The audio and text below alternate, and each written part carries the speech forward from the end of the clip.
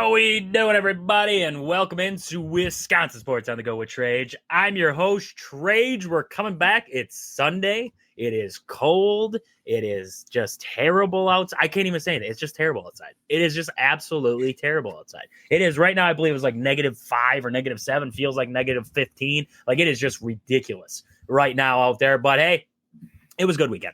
It was a good weekend. Badgers got a win. Packers did not lose, right? So that's good. Packers didn't lose, so that's always a good thing there. But a lot of good football across the board. We want to get to it today here on the show. Aaron, how we doing? Sunday night, you got a little bit of snow out there. I didn't really know that up until watching that Philly and Rams game there, but got a little bit of snow. Yeah, absolutely. I'm like one of the only people, at least like between family, friends, all that like I live for the snow. If it's gonna be cold, I live for it. That's how I look at it. Now I could live without the cold altogether. That's fine. But yeah, I'm here for it. You know, shoveling. Just we talked about that before, where it's just kind of gives me some weird peace, man. I don't know what it is, but yeah, we got hit pretty good. It's not quite as cold. It's 15 here, so it's not. I wouldn't say it's warm by any measure, but not, I guess, absolutely frigid. Like your temperatures don't even make sense in my head. Like that hurts my head to think about. But yeah, doing pretty good. I mean, coming off an Eagles, it doesn't always feel like a win, but they got it done somehow. Again, I don't quite know how, but watching that game, it was about that third quarter, and I was sitting there with my uncle, we were watching the game, and I was like, the snow won this game. It wasn't the Eagles. It wasn't the Rams. And if you're an Eagles fan, I know you're an Eagles fan there, Aaron, but I will argue with Eagle fans all day long that between their two playoff games so far, between the snow and the Packers just killing themselves, what have they done to prove to me that they are a Super Bowl caliber team? They have good players. Yes, Saquon Barkley, fantastic. Saquon Barkley's fantastic. Jalen Carter, if he didn't do the stupid stuff on the sidelines and everything, I would love that guy. Like, he is a game wrecker. He'd be like an Aaron Donald kind of game wrecker. But he's just so stupid. He does the stupid stuff on the sideline, just irritates the crap out of me. So, but outside of that, fantastic player. Their D-line, fantastic. But today, I mean, I'm watching and I'm like, fumble. Kyren Williams fumbles it. It was just after that safety, when they got to safety, and Kyren Williams fumbles it right back to him. And it's like, you had the shot. You had the shot there to take care of it. And then Matt Stafford fumbles the ball. And it's like, you guys are trying your darndest to lose this game right now. And that last play, I don't get it. Well, first off, it was a 3rd and 2. What I don't understand is when it was a 3rd and 2 with like a minute to go, why are you trying to throw the football? Give it to Kyren Williams. Let him try to bust 2 yards. Get a first down. You got time. You're not trying not to give it back to the Eagles with any time. You got time. You got shots at the end zone. Then just get the first down. I didn't agree with the play calling. But that last throw Matt Stafford had, where was it going to? You chucked it out of bounds. Like, it blew my mind. Like, the last play of the Rams season had no shot. No shot. No. Like, that irritates the crap out of me. Like, at least throw a pick. At least throw it into the end zone and give Higbee, give Nakua, give somebody a shot. But nothing. It just, something was off. I don't know. Matt Stafford was having a rough day. He had a really rough day. The snow didn't help. And, his offensive line was kind of getting beaten up there. But I thought the Rams played fantastic. And that Jared Verse on that D-line for the Rams, he is going to be a game wrecker. Oh, I love watching him. And he talked the crap. Going into Philly. And I got to tell you, he deserved to talk to crap. Like, he walked in there, 2 sacks in that first half, 2 huge sacks in that first half. And he was in the backfield a lot during that game. Like, he backed it up. Like, you could talk crap and you don't back it up. He backed it up and then some in that game. And I know Eagles fans are upset with it. And they're yelling, at him and everything. And he's just like, bring it on, keep it coming. Like, this is awesome. I don't know. I love that. But I mean, the Rams did not help themselves. And that's the worst part. It was like the Packers, right? The Packers did not help themselves against the Eagles. The Rams did not help themselves against the Eagles. And it just makes you wonder, right? If you had a good game, if one of these two teams had a good game, what would have happened? Because Sirianni did not have his best game here, calling plays. Jalen Hurts stunk. I mean, anybody who wants to tell me Jalen Hurts had a good day, I don't know what football game you were watching. I really don't. He stunk. He stunk in this one. And I get it was snowing and everything like that, but that does not make up the excuse for playing like that. Like, he just looks off. He does not look good. And Saquon Barkley, that's it. Like, if Saquon Barkley doesn't bust that one out late, I mean, I don't know. If it was the Chiefs, they would have called holding on that because I'm watching Saquon break that one out, and I can't remember who it was for the Rams on that outside there, but he was getting held a little bit. Like, I wouldn't have called it, but he was getting held a little bit, and I'm like, a little bit of holding there. I don't know, like bust the hole open, but it happens. It happens. But even the Eagles' offensive line, Aaron, I'm like, the Eagles' offensive line isn't playing well. Like, there was, I don't like, you could look bits and pieces of this game and look that they were playing well, but when the Rams couldn't throw the football, I was like, it's over. They can't throw the football consistently. I was like, it's over. And then at the end of the game, they're chucking it down the field pretty easy. So it's like, where was this 10 minutes ago? I just don't get it. I don't know. No, there's, I mean, from what you said, there's a lot to unpack. I mean, I think I'm with you on the fact, I think Kellen Moore sucks. I cannot stand, I think he is awful. I really do. Everybody wants to give him credit. They're good record. I think they're winning in spite of him. Like, I would be very happy if he takes a head coaching job. And I, honest to God, think he'll fall on his face so hard. The guy, he doesn't have a feel for the, maybe it's Sirianni sticking his nose in the offense because they said, he'll still have that permission to do so, but I don't necessarily buy it. When they had Shane Steichen, this offense looked so like it did, decision-making looked better. Jalen Hurts looked more comfortable. Like, it just, and I'm not trying to take anything away from Jalen Hurts. He played like crap. Like you said, he didn't look good. I think Matt Stafford absolutely was awful too. Hot garbage. Matt Stafford. I don't know what was up with him today. It just did not look like even Matt's. I get the snow and everything, but even that strip sack that they had, the strip sack. Yeah, like he's holding on to it with one hand. Like, this isn't a veteran quarterback move. Like, you feel the pressure coming, you tuck the second hand in there. It didn't feel like Matt Stafford today. No, that was bad. That was a bad showing for her, I mean, Cooper Kupp has become like a non-factor at this point. I mean, he's just it's crazy to think that, but I mean, Puka played well. I'm not trying to take anything away from them, but he looked like he was freezing his behind. Like, that guy, like every time they paneled to his face, I'm like, this guy cannot withstand that. Like, he could not play another, let's just say another half of football in this weather. Like, he couldn't make it. So I don't know. I agree with you. I think, if anybody's handing, other teams a chance, it's Jalen Hurts. Like, I mean, AJ Brown had 2 drops that were horrible too. Like, the guy complains nonstop, get me the ball. He acts like a diva. He comes to the locker room, oh, I'm good. But you can tell he's upset. He's like a crybaby. He's like Terrell Owens to me at this point. And then, he goes out there today and drops 2 point blank, perfect passes. Like, Jalen's not giving you a lot of perfect passes on the day. The ones he did give you go right between his hands. Like, I get it's cold, but once again, you're talking all that nonsense during the week. You're diverting attention towards you, not the team. I hate that. I really do. He's just, I don't know. This team is, you can't play like that against a good, like the way the Commander, I don't want to. You can't touch the Commanders playing like this. You can't. Like, I can't. I don't want to smash on the Packers and the Rams, but they're not very good right now. No, you can get away with it. That's what I mean. Neither one of those teams impressed me. Like, not that the Eagles really impressed me, but those teams are just not that competitive. Yep. They're just not. So when you play a team like the Command, like if Jalen Hurts doesn't bring it next week, we're packing our bags and that's it. But I mean, a win's a win. I thought for sure the Rams were gonna, like put that in at the end. Like, I hated the play calling that last drive right before we give the ball back. That second down where they roll out, they're rolling Hurts out to his weak side, like, and I'm like, Kellen Moore 101, just guy's a genius. But it's that set up the punt. Then the Rams go down. I mean, the Rams, like you said, they're completing passes. Philly's playing like a soft shell defense in the fourth, like on that drive, like letting them basically have some of those. And it looked like a typical Philadelphia collapse, like in every way possible. But the Rams just, I mean, they sold when it really mattered. They had nothing. They really had just, and like you said so well there, it was like, if I'm a Rams fan, I'm really checked out on Stafford for a while, only because he didn't even give you a chance in the end. Like, what do you like? There's no excuse. There's none for me. Why isn't Nakua running an out route? Why are you trying to hit the sideline? Like, that's a long, tough throw that you're trying to make Matthew Stafford make to Nakua there. I don't know. That one, 4th down, it's like 4th and 10, just hammer it. But the 3rd and 2 call, I don't like that 3rd and 2 call where you're trying to throw it there. Cause I mean, and nobody picked up the blitz or coming straight up the gun. Like, nobody saw him. Like, come on. Like, it's just terrible play calling all the way around. But I mean, Eagles win. Like you said, a win's a win. I wouldn't even say Saquon Barkley won this game for him. I would say it was Jake Elliott. I would. Because for him to go out there, he sold too at like the extra points. Did. And I'm like, in this one though today, I mean, to walk out there, what do you have?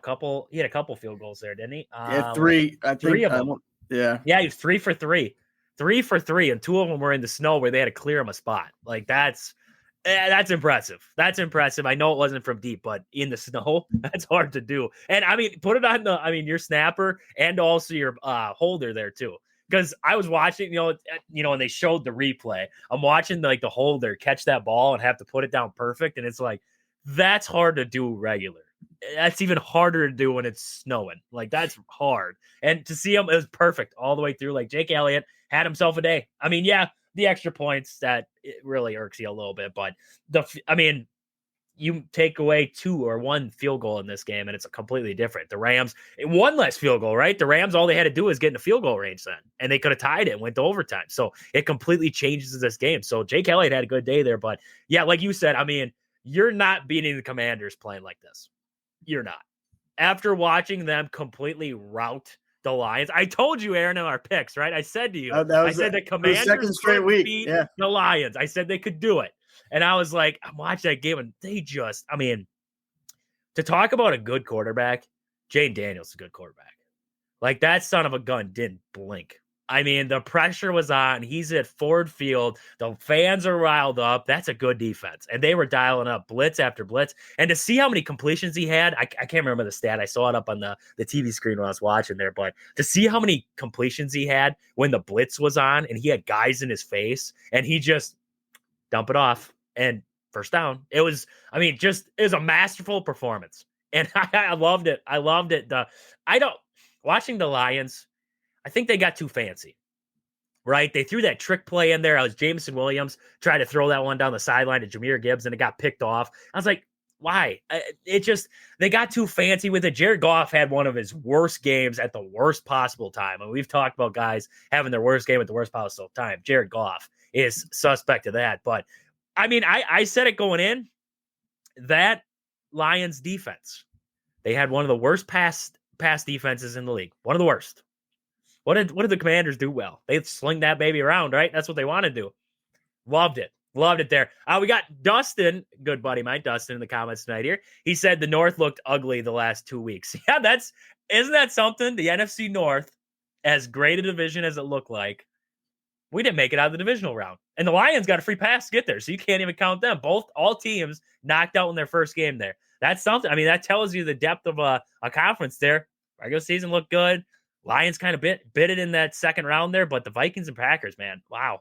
I mean, puts into perspective what the rest of the league really looks like. But we did talk about the Eagles there, right? I mean, they're kind of just skidding along at this point here. I do expect the Eagles will figure it out. I do expect they're going to put. They're going to, I mean, they either do that or they go home, though. That's the thing. Like, yeah, I don't think you'll see the Commander. I mean, if they drop a 40 piece on the Eagles, I'll be shocked just because, like, you know how you mentioned that the Lions defense isn't very good. Jared Goff is not very good in big games. Like now we can make that assumption. You know what I mean? He once again, I mean, you turn the ball over 3 times, you're going to put points on the board if you're Washington, but Washington's going to give you, I don't know. Like it's more so the way I'm not going to go as far as to say like Jane Daniels is better than Stafford. He probably is right now. Like at this particular moment. Yes. Yep. It's just the trajectory that like they're trending, like how we kind of talked about the Packers limping into the playoffs, how we talk about the Lions, like hot into the playoffs, but then boom, they're out. Like it's one of those, they are the hottest team in football, like bar none, they're the hottest team in football. Like no one expects them to be here. I mean, they haven't been in an NFC championship and I can't remember the year 1992 or something. Yeah, something like crazy. That. Yep. Yeah. So, I mean, they're playing with house money and then some, and that's the scary thing, right? Like Washington, I mean, yeah, they impressed. I think Detroit added to the fire. Detroit threw gasoline on the fire. Like they just said, you know what, have it. Because Goff just, oh man, that's, and I feel bad. I know they're a division rival for you, and I'm sure you're deep down, you're probably like, you know, clapping and things. But man, oh yeah, I was all Commanders. I was all Commanders all night long. I was like, bury them, boys. Those fans have, I mean, bar none, those fans have it. Probably the worst. I mean, Browns. I Lions. just don't like Kirby Joseph. I don't like Kirby Joseph. I don't either. I don't I'm like with you Ramon there. Ra St. Brown. I don't like those two. And they just put the whole narrative on that team then for me. But the one of the weekend, and this is the one I want to get to real fast here before we jump into the Packers, but that Texans-Chiefs game, that Patrick Mahomes twice. There's two calls in that game. And I hate blaming refs. I hate blaming refs with a passion. I do. But how are guys supposed to tackle anymore? Actually, I'll give you 3 calls, right? Because we did this new hip drop tackle, right? Dalton Schultz in the open field, there was a hip drop tackle. Literally, you can look up the definition of a hip drop tackle, and that play was it. Didn't call anything. No flag, right? No flag at all. Then Patrick Mahomes does a late slide. 2 Texans guys go over top of each other and hit each other's heads. They go over the top of them. Unnecessary roughness, right? Hitting the quarterback late. Another flag. Now Patrick Mahomes, he does this stupid thing. He does this all the time. And the Packers did it to him last year. I believe it was Jonathan Owens met him on the sideline. He goes and he'll go to the sideline, but he won't go out of bounds. He'll try to get an extra couple yards because he doesn't think you're going to hit him. Well, this one, he slowly went out of bounds to bait guys to come and hit him. So they hit him, pushed him out of bounds the rest of the way. Oh, flag. Throw the flag, That's right? horrible. He flopped. Kansas City Chief fans, don't give me that crap. He flopped. You know that. You know he did. You know that was a late slide. I am so sick of this, right? Because and you know what makes me even more sickening was the Eagles-Packers game, that fumble on the kickoff. The NFL went back and they fined Owen Burks for an illegal hit to Keyshawn Nixon. We went to instant replay on that. How do you not see helmet-to-helmet contact there, but we can look a week later, and then we can come back and say that it's an illegal hit? I mean, honestly, it actually hurts me as a Packer fan because do you know what changed the entire tide of that game? The opening kickoff. Literally the opening kickoff. The Packers get the ball first. What happens? You fumble it. The Eagles get the ball. They score a touchdown. After that, the Packers defense only gave up 3 points in the entire half. You're talking about the difference between a 3-point game and a 10-point game going into half. That's huge. That's huge. But the NFL continues to do this crap with these refs where they're like, oh, yeah, let's cater to a guy. Let's call these late slide bull crap, right? I'm so sick of it. It's honestly, to me, it's when you leave the pocket, you're a runner. That's it. You're a runner now. You're no longer a quarterback. You're no longer in the pocket. You are now a runner. Why should we protect you more than we protect Saquon Barkley? Why should we protect you more than we protect Puka Nacua? When you leave that pocket, you are now clarified as a runner, and you're at your own risk. That's what you have to play it as, because you're asking defenders to go at half speed constantly. Half speed constantly. You can't do that. You can't ask them to do that. It's terrible. It is terrible. It's a terrible look on the game. And I'm so sick of watching this. Patrick Mahomes is a fantastic, he's the greatest quarterback in the game right now. Greatest quarterback in the game. Watching him play, he's fantastic. But I'm sick of these bullcrap calls. I am. Like, I don't want to say the reason why the Chiefs are going to the AFC Championship game again is because of the refs. I don't want to say that. But what I want to say is when you look at some of those plays within that game, the Texans got screwed. They got screwed. And it's amplified now. And we've seen it week after week after week after week. And it keeps happening. And everybody's like, well, we can't. At some point, we got to stop blaming the refs, right? The Chiefs are just good. We got to stop blaming the refs. Okay. Then play a game where people don't have to look back into it. Why is it always in crunch time? Why is it always in the most important moments that they call a holding? That there's something stupid that happens in a game that benefits solely one team. Explain that one to me. Vikings fans, don't tell me that it's because the Packers get all the calls. Because guess what? Keyshawn Nixon got head-to-head, and we didn't get a call there. So, it's just, I don't know. I'm so sick of the NFL reffing and officiating. I'm so sick of it at this point. All these craptastic rules that they're putting out there. I want to protect players. I do. I want players to be protected. I think they've put a lot of good rules in there to protect players. But at the same time, I think guys like Patrick Mahomes are taking advantage of those rules. And when you take advantage of those rules, then you need to fix it again. Because otherwise, you're taking away what a game could be. No, absolutely. Like you said, if you can't see it by now, you're either living through, your Kansas City Chiefs glasses, or you're just like, there's people that will never deny that the refs help certain teams or certain situations. They just, somebody gets hosed. I just truly believe that sometimes.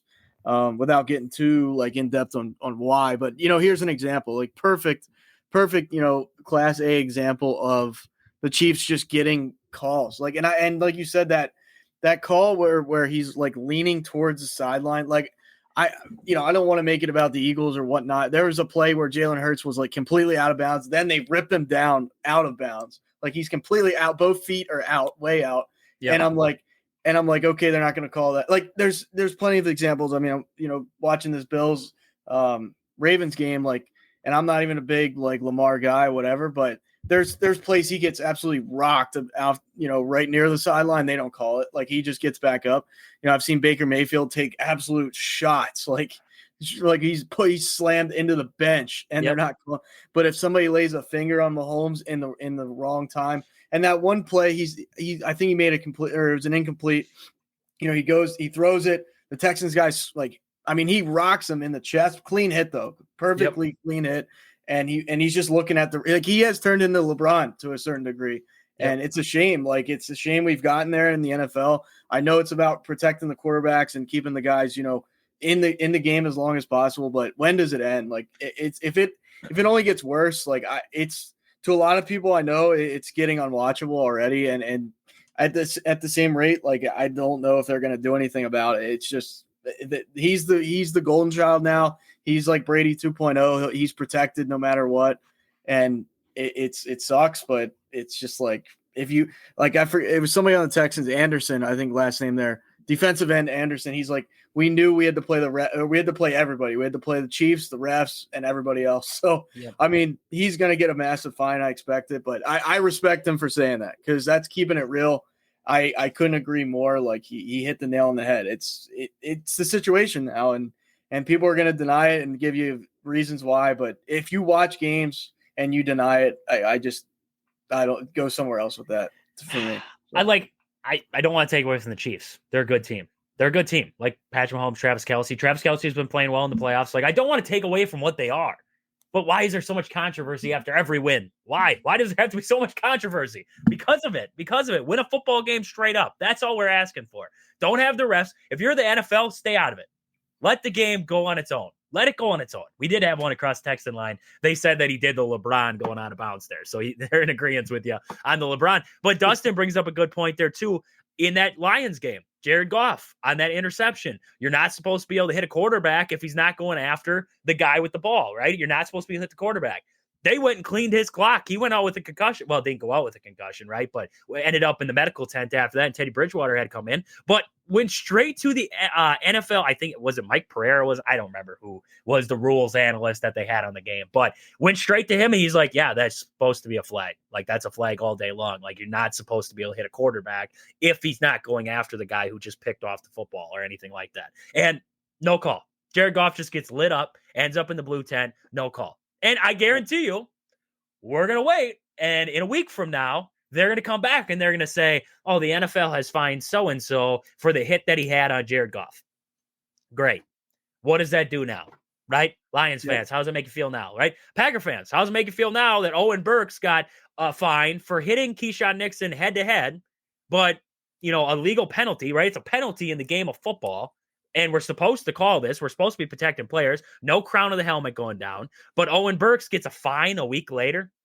You went back to instant replay. You looked over it 14 times to see if Keyshawn Nixon had the ball. And a lot of people are in agreement that he did, but who cares, right? I'm over it now. But it's the fact that you go back a week later and you go, yeah, here you go, Owen Burks. Here's a fine. Yeah, what's it matter? I mean, what's it matter? A lot of these guys, it's chump change, right? Yeah. Like maybe to Owen Burks, it's not because he's like, but it's. Yeah. It's just like you said, the fact that they're watching this in real time and then they're maybe even not that, they miss it in real time. They see, like you said, they're sitting there and like they're watching it probably slower than we've ever seen it. Right. Yep. They have stuff, the technology they have access to, and they still get it wrong. Like, come on, man. Like, we're not that stupid. Like, Americans might not be the smartest people as a society, but come on, like, just be real, like be authentic. Like, it's getting cheesy. It really, I mean, it is. It's certain guys get calls and certain guys, and that whole argument will, like, Hey, Jordan Love wouldn't get that call. He hasn't earned the respect. But Patrick Mahomes, a flag's a flag. I Yes. don't agree with that in basketball. I don't agree with it. Like, oh, LeBron needs, he gets that call every time. Why wasn't the guy on the Timberwolves on the bench get the same call? A call is a call. A penalty is a penalty. Like, It doesn't change player by player. I agree. Yeah. I've heard that before too. It's like, oh yeah, he's a vet, so he's earned the right to talk to the refs or to get this and get this. Like, no, why does it change? I don't care that LeBron's LeBron. If he wants to complain to a ref, if I was a ref, I don't care if you're LeBron or if you're Bronny. I don't care. I'm Right. teeing you up either way, right? I don't care. But it's a fact that we have referees out there who have to coddle veterans because, oh, they're the precious baby of the league. So that's what we got to do. That's what we got to do. We got to coddle it. I hate it. I absolutely hate it. I don't know how, like Tom Brady, they always said that he got special treatment. They always said Aaron Rodgers got special treatment. I don't like that. I don't. But now you see quarterbacks coming in like, as you said, Baker Mayfield, even Jay Daniels, Jared Goff, they get rocked and it's like, I didn't see it. I didn't see it, right? Keyshawn Nixon gets rocked on the opening kickoff, and we stop the game. We go and look at it, and we still don't see it, but we see it a week later, right? NFL officials had to have looked at it a week later and said, yeah, that was illegal contact. Who was looking at it night of? Night of. Who was looking at it? Because that's a game changer. That changes the whole complexion of that game, but yet nothing. We'll look at it a week later. We'll figure it out. I don't know. I don't want to believe the NFL's rigged. I don't because it's going to ruin everything for me if I believe it's rigged, right? Then it's like the WWE at that point. I don't want to believe it's rigged. But what I do believe is there's a lot of coddling that goes on and there's a lot of special treatment for certain players. I will agree. They're 100% with that. There's a lot of stupid agreement. I don't know how people can't see that. And if you can't, like you said, you have the Chiefs glasses on, you have whatever glasses on. If you don't believe that in certain holding calls. I've always said holding calls. You can call holding on every single play if you wanted to call it. But why does it only happen? If I'm a referee, I honestly don't understand it. End of games, I swallow my whistle. I do. Like if I was in an end of a game and it's like game on the line, like when the Rams were driving on the Eagles, I am calling nothing. Unless if it's blatant like pass interference or something stupid or terrible holding, right? He drags him to the ground or something crazy. I'm letting it go. Everything is let go. Because why? Why would you want to ruin a game? Why do you want to stamp your fingerprints all over what just happened in that game? I don't. I want to be the guy who's like, I ref that game. That was an epic comeback that the Rams just had. They drove down the field in the snow and put it in the end zone. Now, no penalties were really hingent on that drive. But what I'm saying is, like, if you would have called a holding or something, drop the Rams back 15 yards, like something crazy like that. And not to like, I swear to God, I'm not trying to make it about the Eagles all the time. It's just that holding call against the Chiefs in the Super Bowl. They put themselves in that position. Like the second half was the worst second half I've ever seen them play. But to call that, like where Bradbury doesn't even, I mean, they swipe by, right? Like they exchange hands basically.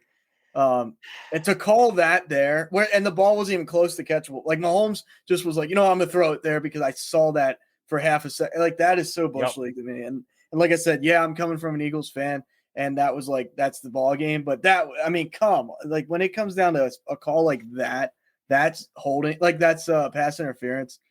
I've seen so much worse never get called. Not even like what was that the Saints and the Vikings or whatever. Guy got like lit up. He got like drilled before the ball came.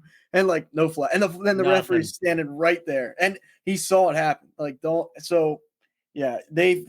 want to call it when they want to call it. They don't when they don't. It's I don't know.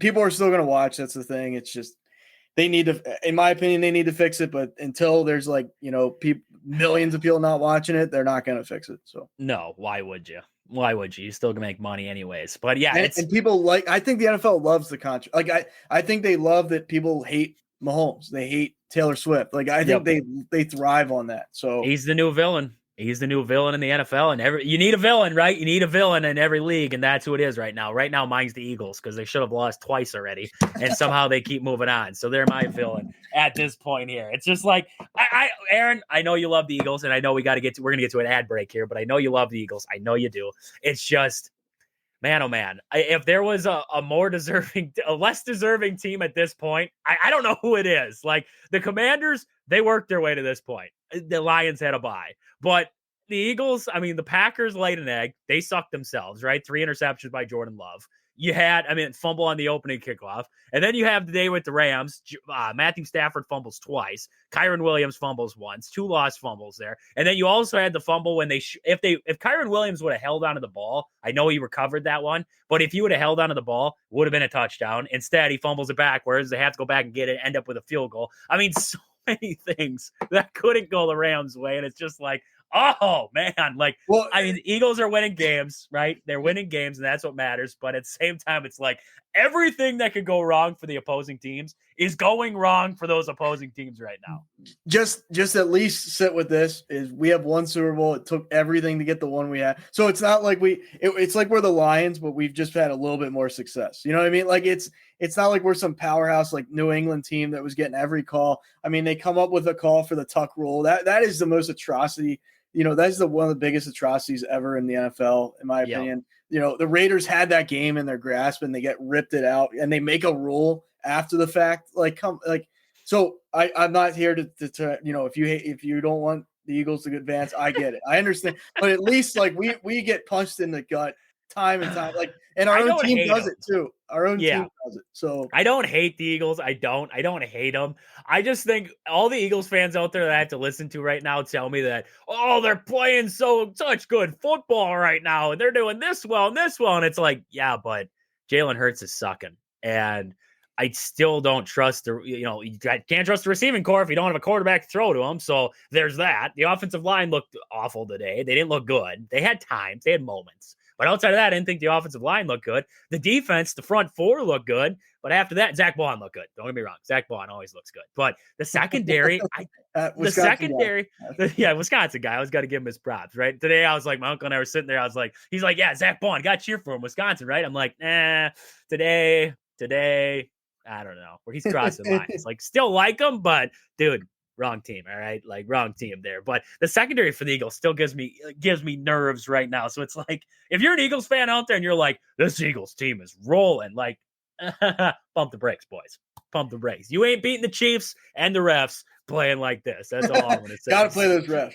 You got to play those refs too. So we got to hit an ad break. We're going to come back. We had Brian Gutekunst talking to the media. We did not get to that last week there. So we want to get to that today here. We got to talk about the Badgers. We got to talk about the Xavier Lucas situation. We're going to talk about Xavier Lucas on the backside of this ad break here. So we'll see you guys on the other side. This show is brought to you by these fantastic sponsors. Pittsville Farm and Home Center. At the store, they serve you anything from hydraulic hoses to red roses. Stop in to see the awesome crew at Pittsville Farm and Home Center in Pittsville.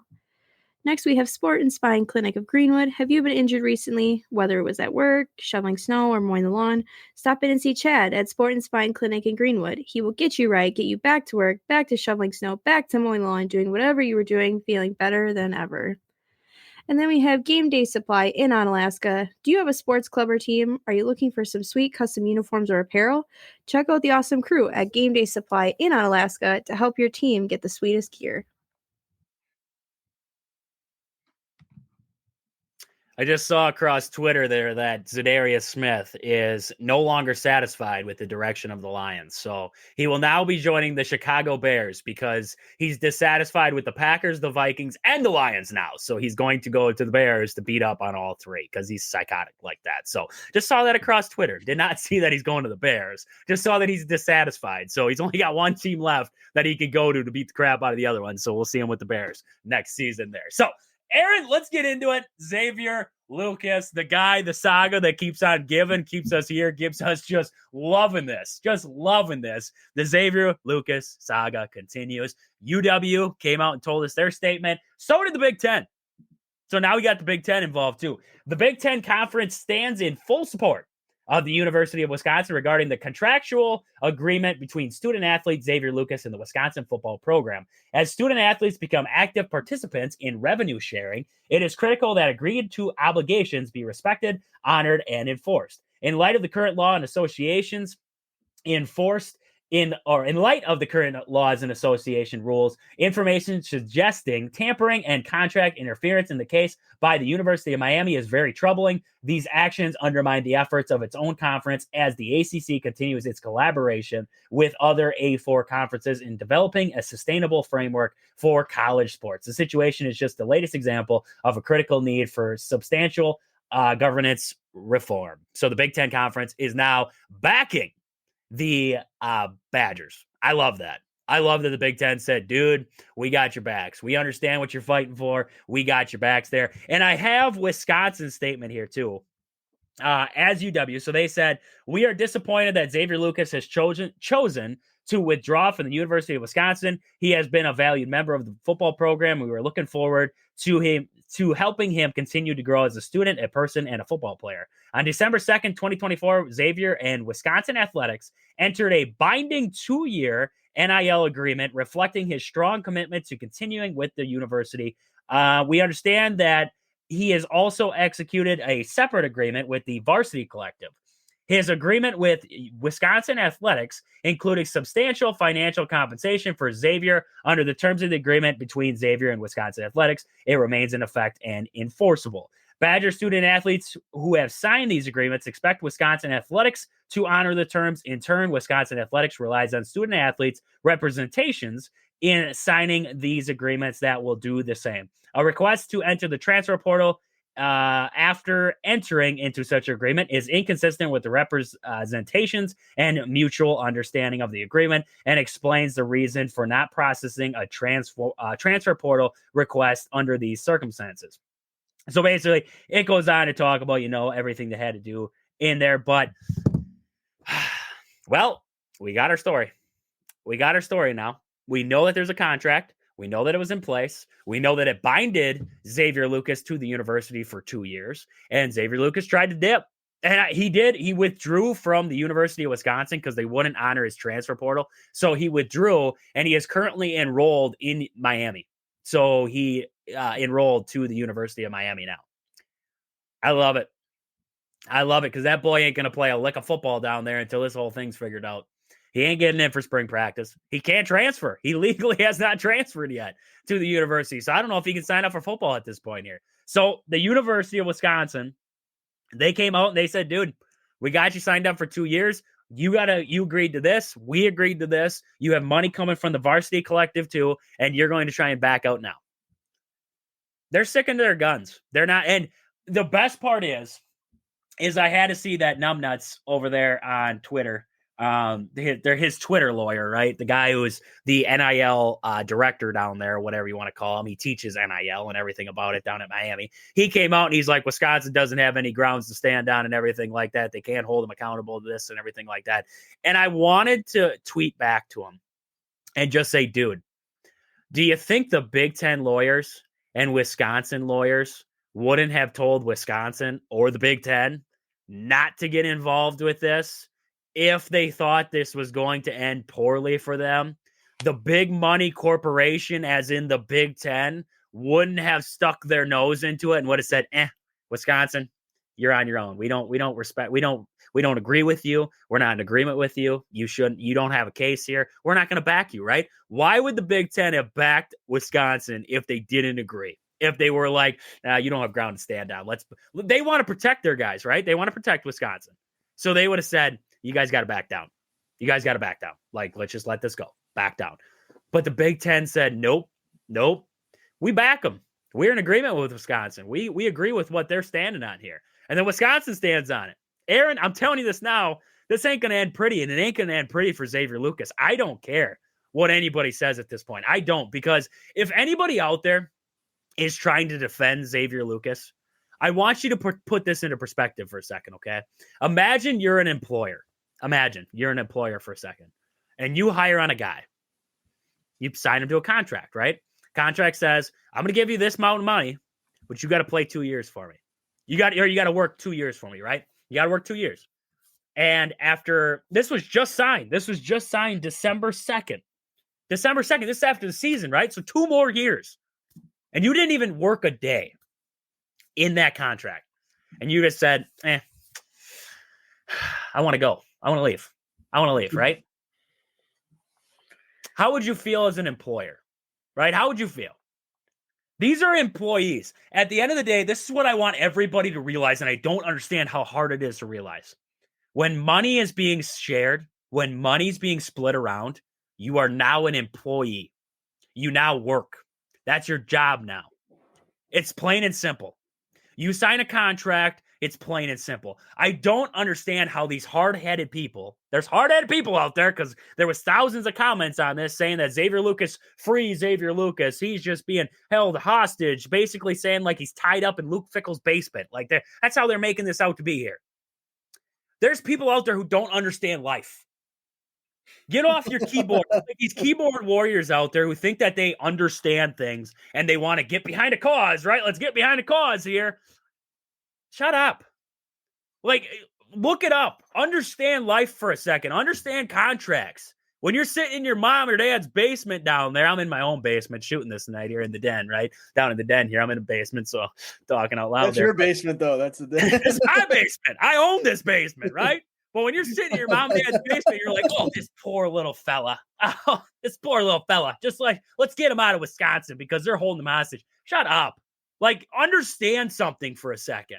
Before you get on the keyboard, before you get all stupid with it, before you look at this numbnuts from Miami trying to teach you how it all works. What the heck was his name there? I can't remember his name now. What the heck was his name? Darren Heitner. That was his name. Yeah. Before you start reading Darren Heitner's Twitter page here, where he's being a keyboard warrior there too, right? Being a keyboard warrior. Wisconsin won't answer me. They won't answer me. Nobody cares. No, Wisconsin doesn't care who you are. When you want to talk to Wisconsin, guess what? They'll meet you in the courtroom. When they want to talk, they'll meet you.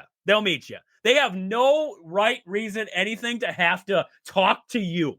You are some instructor down at Miami who teaches NIL. That's what you are. Nobody cares who you are. Honestly, nobody. There's tampering. We know there was tampering in this. Why did all of a sudden, here, let me put it in perspective for a second. The one team that was accused of tampering, of trying to get Xavier Lucas, is currently the university that he's residing at. Let's make that make sense for a second. Let's make that make sense. If he went to Alabama, it'd been like, why did they accuse Miami of tampering? No, he ended up at Miami. After he lives in Miami. He lives down in Florida. That's where he resides. Interesting. He goes home and then he comes back and all of a sudden he's like, yeah, I'm transferring. See you later, dudes. And then he says, well, he came up with a good, I shouldn't say excuse, but he came up with, his dad is sick and everything like that, which hopefully, your dad is okay and everything, like prayers to you and your family. But that doesn't take the contract fact out of it. I'm sorry. That's the cold-hearted fact about the world, right? That doesn't. Like, okay, fine. You want to take the contract out? If there was money that was already flipped hands, give it back. Right? Easy enough. So you do that, guess what? There's your problem, right? And Dustin in the comments there, should have never paid them college guys. Should have never paid them out there, opened up this can of worms. I agree. I agreed with it when it happened. I said college guys should not be paid. I said it's going to open up a can of worms. I think the problem was, though, they don't regulate it. That's the problem. You can give them money for name, image, and likeness, but you have to regulate it. You have to put guys in structural contracts. You can't just expect young college kids to respect the contract, to give year by year. We're seeing it right now. And this is what I said from the beginning. I told you this a long time ago, Aaron. I am happy that Wisconsin is sticking to their guns. I am happy for it. And the rest of college football, I hope that Penn State, the AD at Penn State, is giving high fives to Chris McIntosh. Because Penn State could go through this same problem. So Absolutely. Could Ohio State, so could Iowa, so could Alabama, so could Georgia. Every single team could go through this same problem. And they should all be lining up to give high fives and handshakes to Chris McIntosh right now for saying, dude, thank you. Thank you for standing up for this. Because this is going to happen down the road. This happens more than we think. It's just finally a university said, no, dude, you ain't leaving. 25 transfers going out of the University of Madison. They kept one back. They wouldn't put one guy in. Out of 25, you think Wisconsin just thought, screw it, let's tie this guy up in our basement. That'll be fun. Let's just keep him hostage, right? That's a good look for our college. Right? Yeah, it's going to be a good look for us, right? It's going to be a good look for the Big Ten If the Big Ten comes out and says, yeah, we back Wisconsin in this, but we have no ground to stand on, right? People are nuts if they think the Big Ten just came out with that statement just because they're supporting Wisconsin, one of their own. The lawyers for the Big Ten would have told the Big Ten commissioner, nah, don't do that. Don't do that. Let's not mess around there, right? We don't want to stick our nose where it don't belong because it's going to come back to bite us, right? Wisconsin's lawyers. I would venture to guess, possibly, just maybe, the University of Wisconsin's probably got some pretty good lawyers sitting down there. Probably some pretty good lawyers who get, deal with this kind of stuff. And they're telling the university, like, yeah, you got ground to stand on, boys. Hold your own. Don't say a word. Just hold your own. Let's see what they do. I mean, Aaron, I'm going to give you a chance to speak on this, but this is fun. This is fun. Like these, like Dustin said, they're opening up a can of worms. This is a can of worms, and it's open, and it's all over the place right now, and it is just fun to watch because it's a saga. Like we said the other day, it's a story that keeps on giving. It is just a story that keeps on giving, and I can't wait to see the end. No, I mean, you summarized that about as well as I could possibly even ask for, really. I mean, it's, when we first visited this, it was, hey, maybe Wisconsin has their hands dirty a little bit, but we were like, 90% we were on the side of like, okay, Wisconsin probably has some type of agreement that is going to bind him from not, doing this type of thing, not walking out the door. Right. And like, that's kind of where we stayed on it. We're like, maybe there's a small chance, but highly doubt it. Like, it just doesn't make sense. I mean, that would be a colossal mess up on their part, which wouldn't make any sense. Like, I don't care what college it is. You would expect the college to be run better than that. Right. And this whole situation, like, you bring the guy in from Miami. Of course, he's a professor at Miami. Right. And then he wants to go to Miami. Like, yeah, of course it is. Like, the guy's going to back his own guy. Right. Basically, like they're in cahoots together. So yeah, it makes sense. From a Wisconsin and Big Ten standpoint, like this is kind of what you were wishing for, finally it comes to light.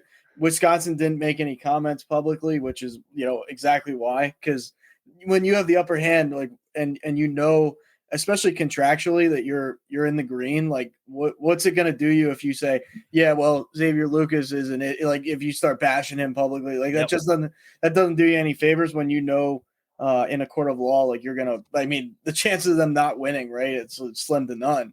So yeah, it's a colossal, just like, can of worms, like Dustin said. It's just craziness, like madness to say the least. But I look at it like, if you're Xavier Lucas, like this is an epic fail, man. Like this is, I don't know how you thought you were going to get out of this unscathed. I really don't. And then the fact that like maybe you could have been something at Wisconsin, like, if I'm Wisconsin, I'm like, look, this guy demonstrates exactly what we don't want in a player as a student athlete there. Like, there's no way he comes back there. Like, you know what I mean? He's burned that bridge on his own doing, on his own accord.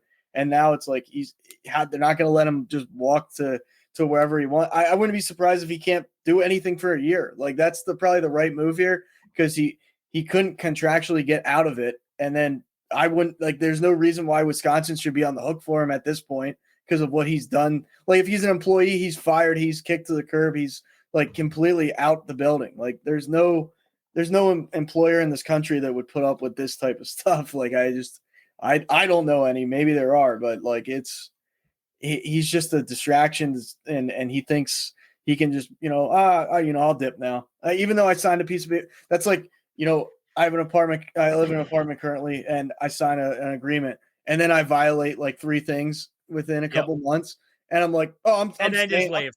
And then just leave. Or like, I'm staying here. I'm staying here regardless. I don't care. I'm staying. Like, you know what I mean? That would be because he wants out. I want to stay. Yep. I'm bridging the contract. I'm doing exactly what they told me not to do.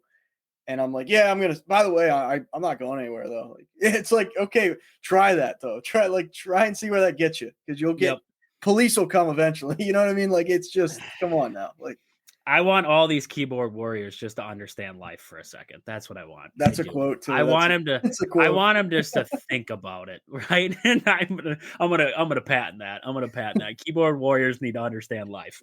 I really want them to, because you look at some of the crap that they tweet, and it's just like, yeah, let's free this guy, and you're like, you don't even understand what's happening right now. You have no clue.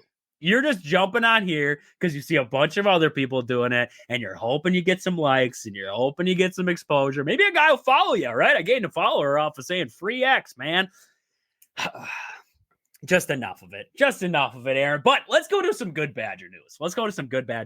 The Badgers win their 7th straight. The men's basketball team traveled out to USC over the weekend there, got the big win, 84-69. That's 7 straight wins for the Badgers. Gotta love that. The game started out ugly. 3 turnovers on the first 3 possessions. First 3 possessions resulted in a turnover for the Badgers. And I was like, oh boy, that's not the way to start out a basketball game right there on the road. But they settled in. And it was John Blackwell once again settling them in. John Blackwell, 11 of the first 15 points against USC there. I believe, I'm not mistaken, I had it where he had the first 9 against Ohio State. He went on a 9-0 run by himself, and he had the first 11 of the first 15 against USC. So the hot starts the games for John Blackwell. You got to love that. You got to love what he's been able to produce for you there. So he does well there. I got to say this. Welcome to the season, Max Klesman. Welcome back. I don't know where you went. I don't know what happened to your brother, but I'm glad to see you back in the lineup there because 18 points in this one, 2 for 9 from 3, but 7 for 14 from the floor. He was getting in the paint. He was hitting some turnarounds, some tough turnarounds in this game. And defensively, he was a dog. We talked about it in our preview show, Aaron. I said they got to deter passing lanes. They got to deter these passing lanes. Max Klesman was expert 101 at that. He was flipping the ball out. He's getting some turnovers there. Love to see that. So Max Klesman, welcome to it there, brother. Excuse me there. Kamari McGee. I don't know what else I have to say about this guy. Another great performance out of Kamari McGee there. He's had 10 points on the game. He shot 2 for 3 from downtown. And that 3-point percentage on the season there, Aaron, rose once again for Kamari there. He's now shooting, away games, he's shooting 66% from 3 there. But Kamari McGee on the season, 56% from 3. 56% from 3. That's over 50% from downtown. This guy has been a dog for Wisconsin. I love it. I believe that's a pretty good amount of shots too. I was just going to double check that. I believe he's averaging about 2-3 a game, 3-pointers there, and he shoot 56%. That's up from last year. You want to talk about perspective? Last season, he shot 27% from 3 as a whole on the season. He's shooting 56%. Wow. Just wow. Night and day difference there. And Greg Gard gave props to him after the game. He said he loves actually what Kamari McGee and Carter Gilmore have given to this lineup there coming off the bench. They took the long way. Walk-on was Carter Gilmore there. Both of them took the long way to get to this point. But the development, what they've been willing to sacrifice to get to this point, loves nothing but it. So they're reaping the rewards is what Greg Gard had to say. So that's what Gard had to say after this one. But Kamari McGee continues to be that guy. The Badgers got up to a big lead. First half, once again, got a big lead. At the break, they're up by 15. But USC went on a 20-4 run out of the half there to close this thing to 3 points with 10:44 to go. So that tells you just the difference that can come in there. We saw that against Ohio State.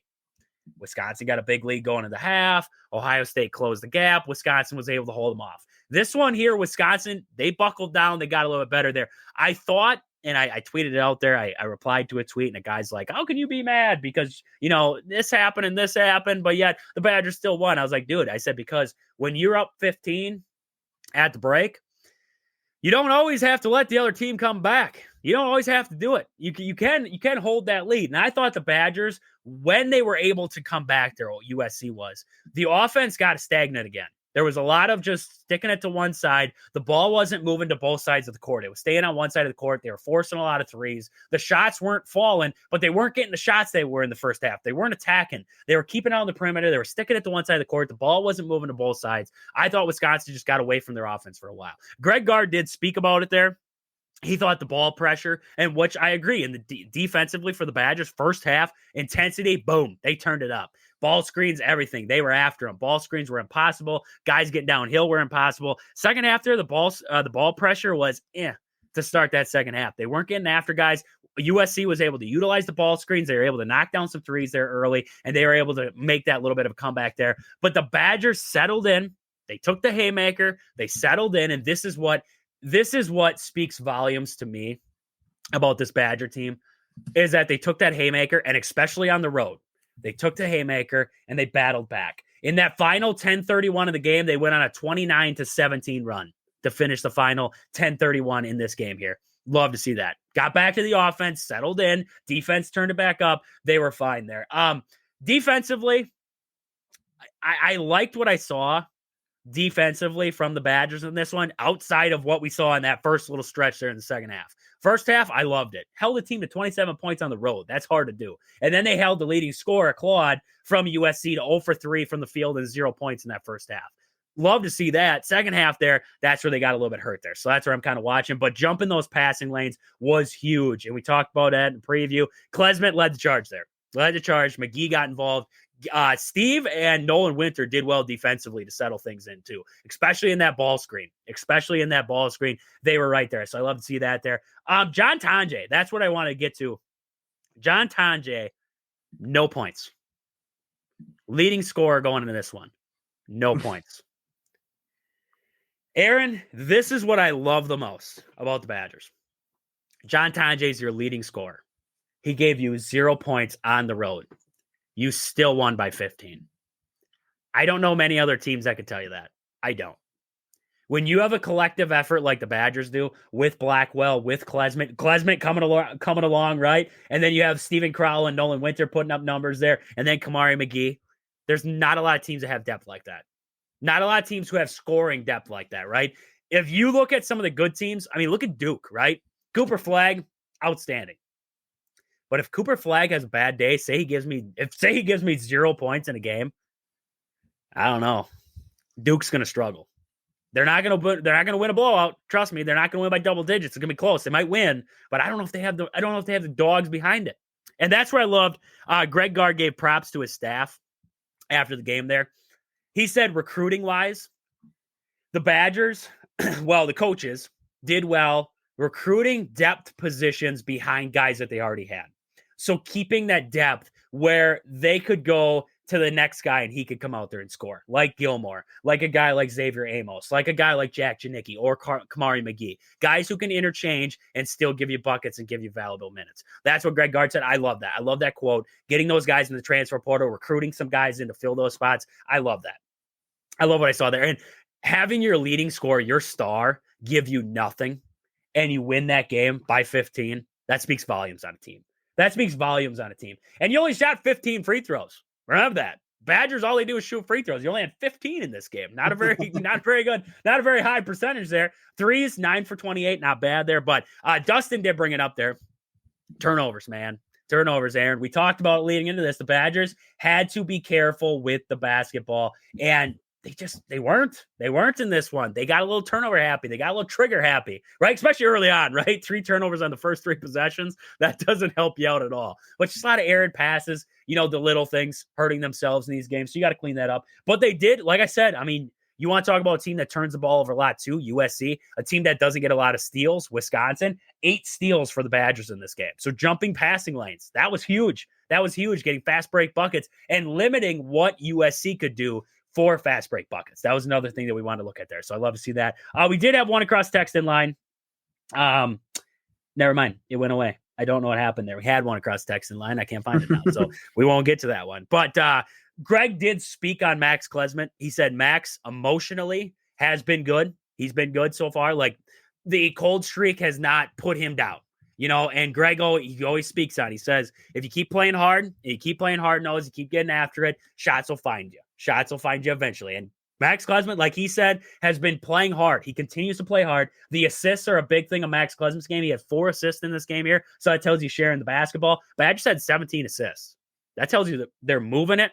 They're getting it to open guys and they're knocking down shots. But Max Klesmit, like he said, emotionally has been good. He just keeps coming back, keeps playing hard. Shots are going to fall eventually. And that's what we saw there. Gard did say that, he thought Max has continued to play hard, even though the baskets weren't falling. Just wrote that down as a little tidbit off there. I just talked about that a little bit there, but had it written down as a tidbit there. Wisconsin has scored 80-plus points 11 times this season. This little stat for the end here. Wisconsin has scored 80-plus points 11 times this season. That's the most since the 2014-2015 national championship runner-up team, and they did it 11 times in total that year. Badgers have already done it 11 times this year. And I had another stat that they had up in the first half. I was going to pull that up here real fast. Over the last 6 games, Badgers, like I said, I mean, they're 7-0 in their last 7, but over the last 6, they're 6-0, 83 points a game, 49% from the field, and opponents are scoring 67 points against them. So impressive on the defensive end. And then most possessions per game, and this speaks volumes to what the Badgers have been able to do offensively on the year. The 2024-2025 team is actually up 2 possessions from the next closest one that they've had since 1996, and that's the 2021-2022 team, which averaged 66 possessions a game. People are like, 2 possessions, that's not a lot. That's a lot. That's a lot in the game of basketball, 2 possessions. It doesn't seem like a lot, but that's a lot. Right? So the tempo has been up. The good shots have been up. They're creating more, playing faster, getting more opportunities at the basket, right? More opportunities you can create, the more chance you got to score buckets, which is why we're seeing this Badger team being able to put 80-plus points up in 11 games already this season. And we're only, 18 games into the season. So you're saying out of 18 games, they have put up 80-plus points 11 times. That's impressive. That's impressive, especially for a Badger team, which hasn't really done that in the past there, as we see the Ravens fail on a 2-point attempt that would have tied the game against the Bills. So the Bills look like they're going to survive this game against the Ravens there. But, Aaron, anything else you got to add on to the end of that Badger talk there? So, I mean, one thing that, I mean, you can look at it like 2 different ways, right? Inside the arc, I mean, they shot 22 of 27. They didn't shoot well from the 3-point land, but like you take that, right? Like, yeah, all day. That's efficiency. Yeah, exactly. Like that's what you like to see. I mean, you know, like you had said, sharing the basketball for one, that's one thing, you know, when you don't, and you're like, I think I almost picked like Tanjay to go off here. And like, I mean, you talk about a great take by me, right? Excellent take. But yeah, I mean, for him not to give you, I mean, literally nothing. Like a guy left his not cleats, but his basketball shoes on the bus there. I mean, 1 assist and no points. Like that's just not cutting it for him. But like everybody else showed up, like you said, John Blackwell. I mean, he's the star of the game. I mean, you can make Klesmit, you know, that as well. Yeah. Just, you know, all out great performance. And down the stretch, right? Like down the stretch in the second half, Wisconsin kind of leaned on those guys. And just, I mean, you know, you look at it, they scored the same amount of points in the second half, but down the stretch, Wisconsin put them away. You know what I mean? It was the way they kind of found it at times more so than obviously USC could all day. So yeah, it's a great win on the road. Like you said, you know, double-digit win, and you move on. And like you said, not many free throw attempts, but you still 13 for 15 at the charity strike. That's why they call it the charity strike. That's what you want to get there as the Bills recover there, and like you said, are probably going to go on. I forgot about the onside. Yeah, it wasn't over yet, folks. It wasn't over yet. That one, man, Mark Andrews, talk about selling. That guy made a couple really bad plays when he needed to just make the play. But yeah, no, great win. You know, crashed the boards more than USC. Excuse me. And like you said it, you know, they took the ball from USC and USC with the 15 turnovers. That's not going to help you. And I mean, credit to Wisconsin. They got it done. They pummeled them out in the West Coast. They continue on the West Coast now. So UCLA on Tuesday. There. So, I mean, it should be a good one there. Yeah, and you spoke on John Tanjay, and another thing I wanted to add with him was the veteran presence on this team. John Tanjay, no points. This is a guy who's used to scoring 18 a game. So, like, he wants to get his buckets. No points, but only 3 attempts. He didn't force anything. He didn't force it. He still shared the basketball. He's still, you know, he's out there. He's moving the basketball. He's playing good defense. He's doing his thing, but he's not forcing shots. You see a lot of star players when they're not getting theirs or shots aren't falling. I talked about it last year with AJ Storr, right? He's a volume scorer. The more he shoots, he's going to get about half, maybe half, probably not even half. He's going to get like a quarter. So shoots 20 times, he's going to hit about maybe 7, right? And that was the problem. John Tanjay realized, hey, maybe it's not my day. John Blackwell's having a great day. Max Klesmit's having a great day. Steven Winter having great days. Let's get the win, right? And that's what Dustin said there. Great team win. Let's get the win. That's all that matters. Let's get the win. And that's what I love about this team is even when it's not their day, they have another guy to lean on. And that's what I talked about earlier with the depth of this team.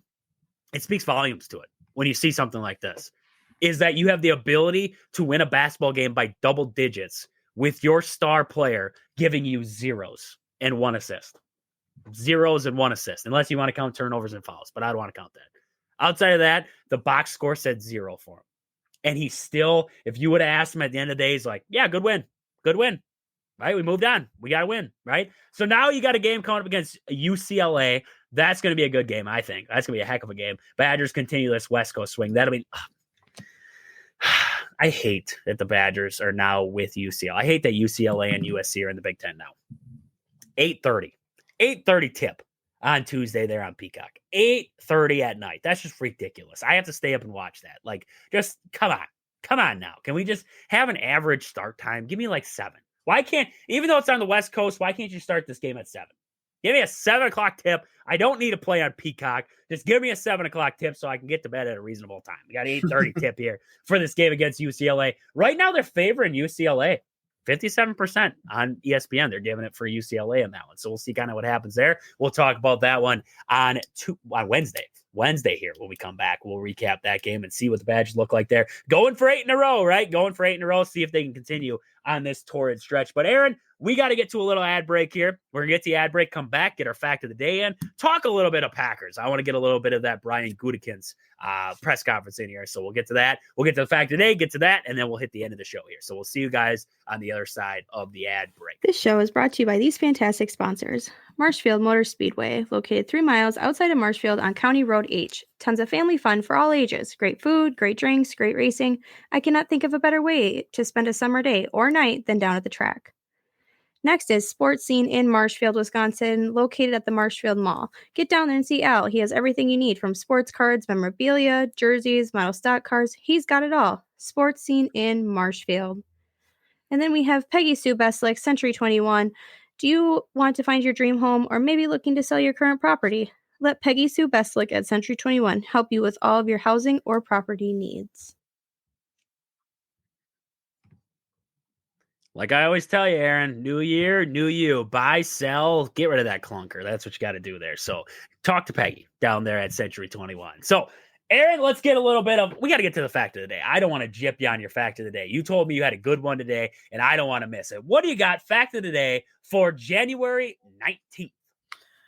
Yeah, so, I mean, we kind of touch on the weather a lot on the beginning of our shows just because we both live in some kind of crazy climates. Like, you know, it's always something going on. But on this day in 1977, Miami, Florida received snow for the first and last time ever. So what a weird fact, wow. Right? Like it snowed. I didn't see any accumulate. It was probably like not even a dusting, right? It's probably like it snowed for 30 minutes and it didn't even cover the ground. But to only ever get snow one time and then it never do it again is like, that's wild. And interesting. Those people down there, man. I mean, trust me, I am one of those people that love the season, so I embrace it, but I can't lie. Living a year in Miami might change how I feel. They're spoiled with, I mean, very, very nice climate, I would say. Outside of the hurricanes, I mean, you got to deal with that. But snakes, hurricanes, and alligators. That's about it. That's true. Snakes, hurricanes, and alligators. And after that, you lost me. You lost that. You lost me after that. I ain't going down there for that. I remember my dad was telling me once he was down there golfing. My dad's a big golfer. He goes all over the state. He's really good golfer, like really good golfer. And he goes down all the time to Arizona. He went down to Florida and he hit one. And he said he hit it towards the swampy area. And he went walking over there and he heard like this hissing noise. He didn't know what it was, didn't think of it, walked a little bit further. There's this python laying in the grass. And there's this golf ball. He's like, yeah, I'll take a mulligan on this one. I'll move on. I'll take a mulligan. I don't want that one. He just said you go down there in golf course, you see these pythons just going across the golf course. Like he's got pictures.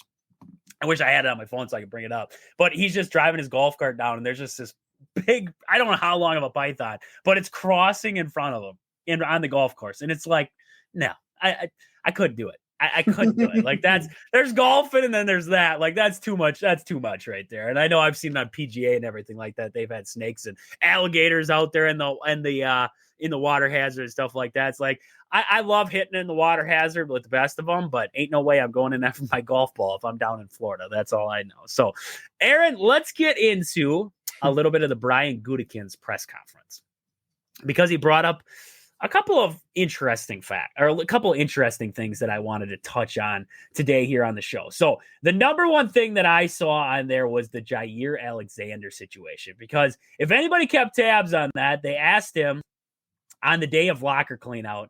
They're like, hey, can we talk to you? And he basically said, like, I don't even know if I'm going to be here next year, so I don't want to talk to any of you guys. Like, I'm just done with you. So he basically just, I'm out. So let's talk about it. So, try to get my thing pulled up on my big screen here, but it ain't cooperating with me right now. So on the Jair's future, this is what Brian Gutekunst had to say on Jair's future.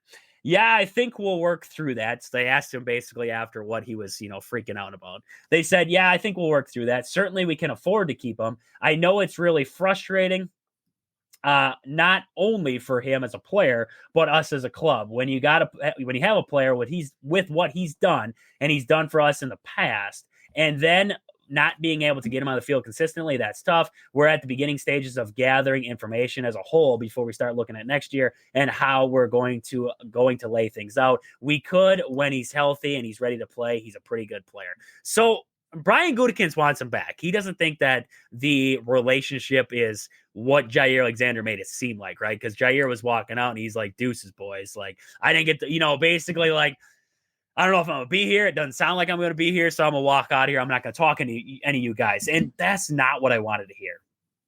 I'll be honest with you. I don't know if I want him back. And not because of the injuries.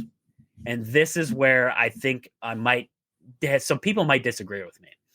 I don't want him back because of the injuries. I don't want him back because of his leadership skills. Because he's one of the older guys on your team. He's your star corner. So when it comes to the end of the season, I want him to come and talk to me like Tucker Kraft did. Like Tucker Kraft said, where I'm going to come back next year and I'm going to be a better leader and I'm going to work my tail off. And there's a lot of people in this locker room who got to wake up. And he spoke the truth to you. That's what I want out of Jair Alexander. I don't want Jair Alexander to say, deuces, boys, I'm out of here, right? That I'm done with you, that you don't want me back, so I don't want you back, right? I don't want my leader of my team to do that. You're still under contract, dude. Like, nobody said that you're leaving. Nobody said that. They have the option to cut you, which I was looking at that the other day. And what is it? I mean, honestly, I was looking at the contract breakdown. What does it really do for you? I mean, honestly, he's going to make more at the same time. But it's like, if you cut him going into next year, you save $6 million. If you cut him the year after, you save $17 million.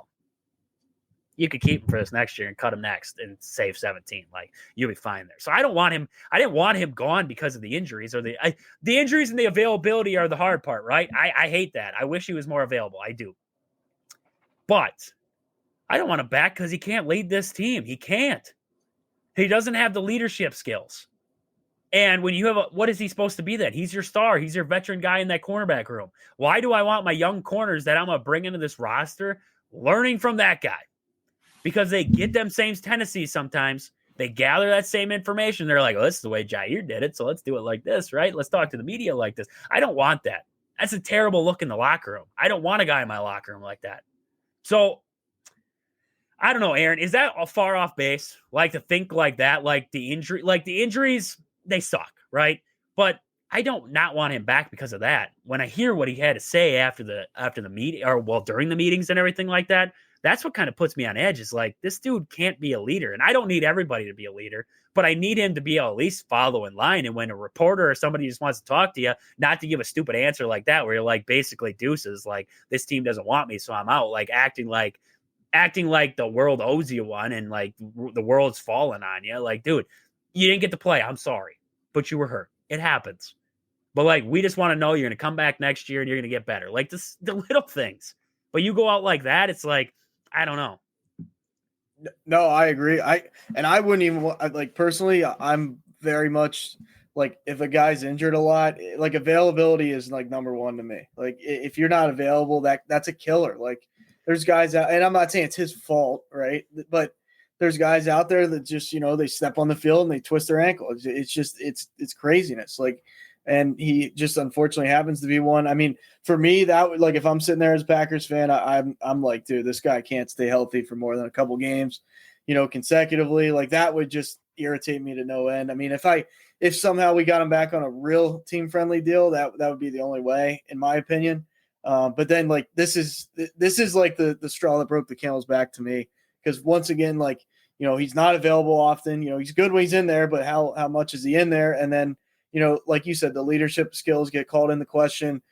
And yeah, he's your guy that you want other guys to follow suit. And if he's conducting himself in that manner, it's like, dude, we can't find the exact talent you have, but we can find another one of you at the drop of a hat. Like, there's guys everywhere. There's guys that are watching on the Bengals. There's guys, and probably not the Bengals. Any other team, though, that has like somewhat of a defense, they can go get. So yeah, that's poor. That's piss poor, in my opinion. It's just, I don't know. That doesn't sit like, if I'm the Packers, hey, good riddance, man. Like, go get injured on another. I'm not wishing for injury, but go play a couple games somewhere else and see how they treat you.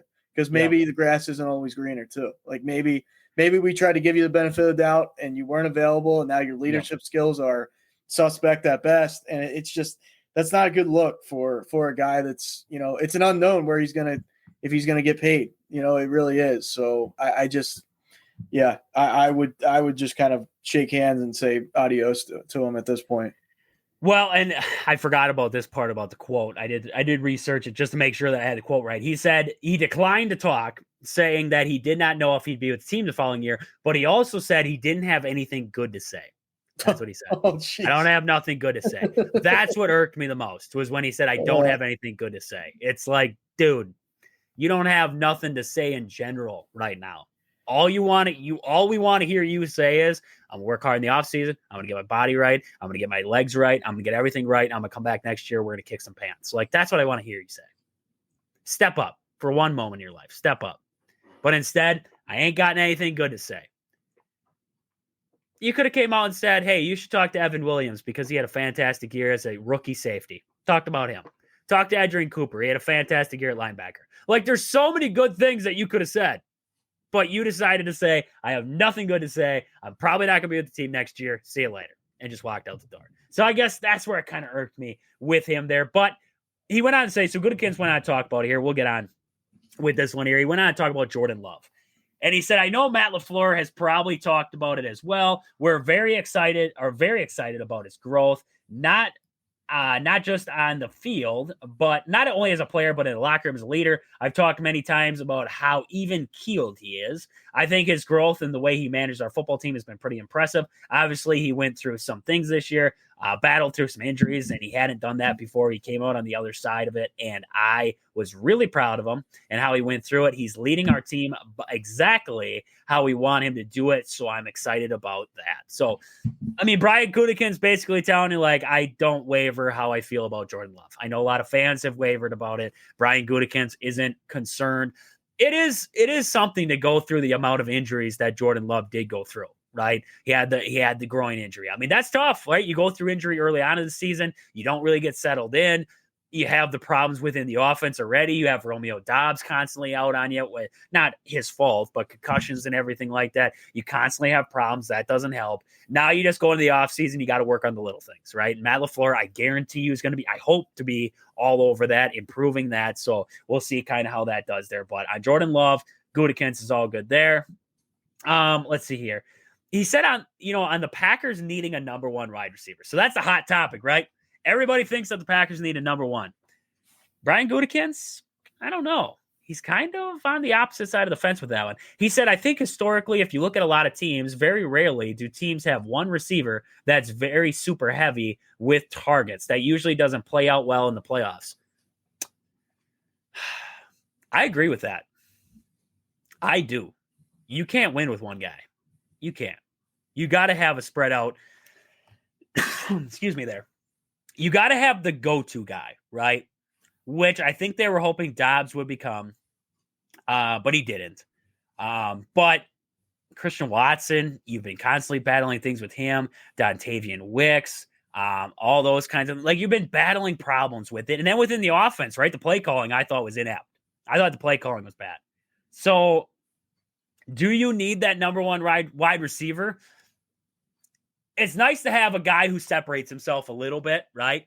But you got to have other guys. And I think that's kind of what he's saying is like, I don't think Brian Gutekunst is like sitting there saying, well, I hope Jaden Reed and all these guys just stay the same, right? They stay even keeled with each other. I think he's hoping a guy takes that next step to be the guy, but you have to have those other guys grow with him too. So I do agree with that. You can't just rely on one guy to be it, because then come playoff times, right? I mean, you look at, say the Eagles only had AJ Brown, right? And the rest of the guys were kind of scrubs.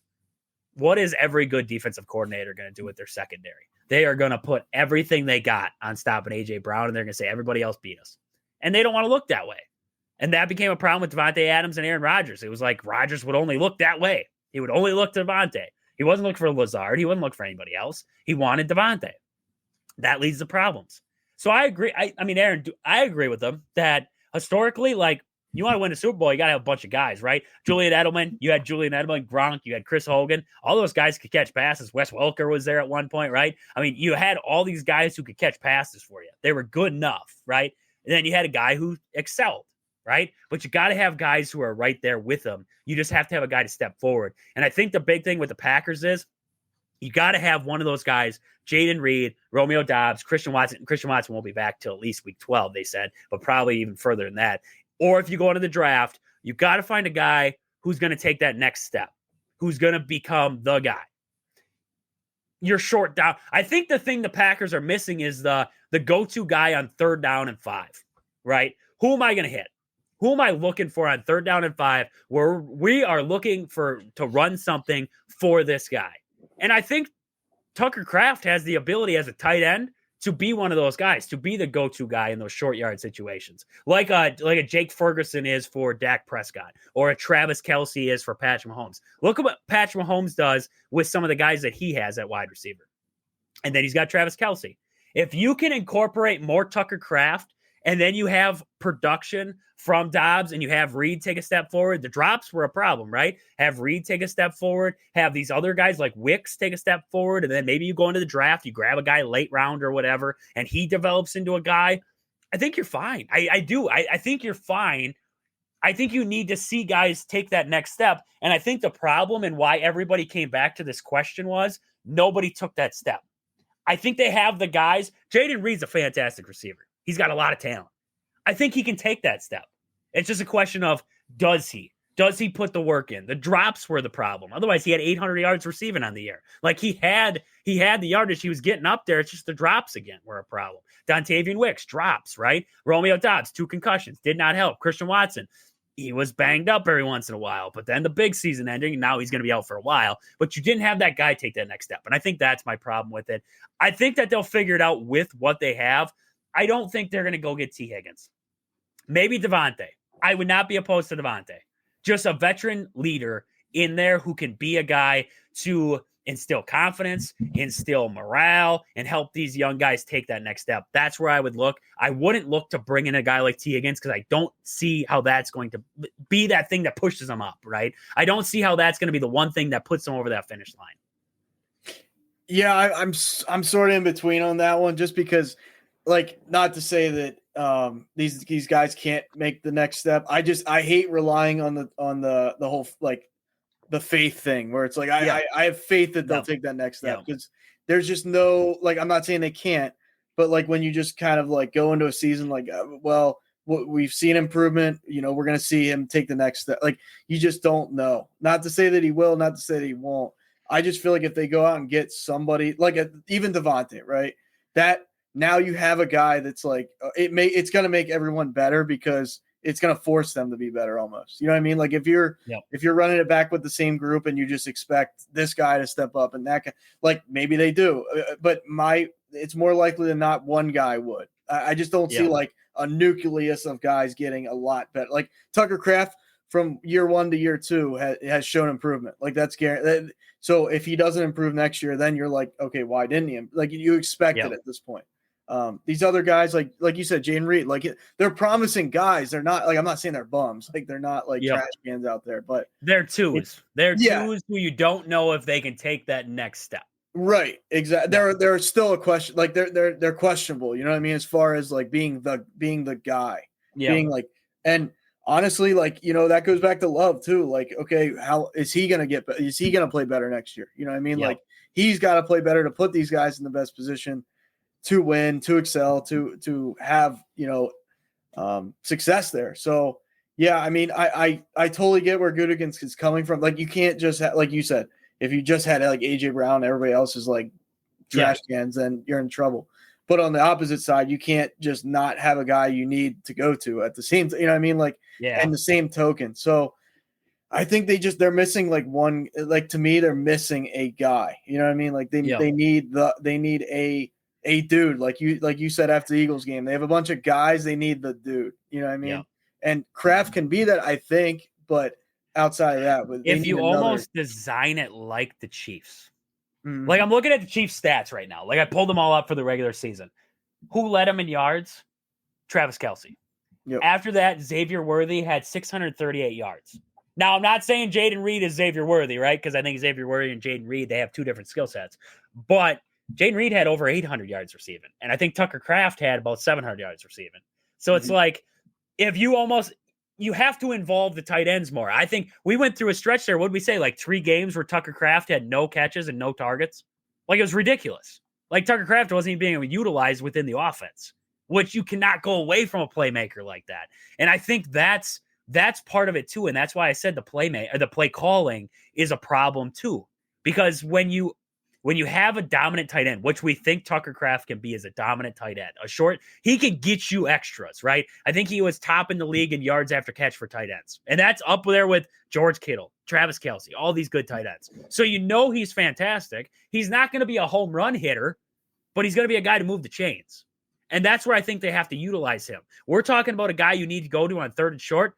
Tucker Kraft's your dude, right? That's where you got to look.